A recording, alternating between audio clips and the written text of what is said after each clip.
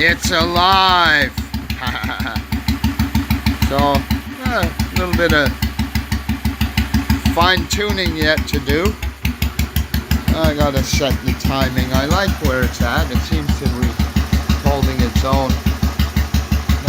Other than that, I like the sound of it without the exhaust, without the silencer. Here, listen to this.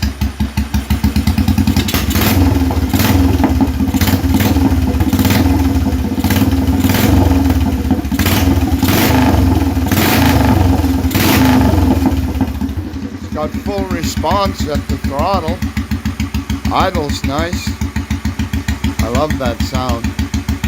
So anyway, maybe I'll finish buttoning up all the loose ends and give it a bit of a wipe down and a cleaning, and I might go for a ride this afternoon.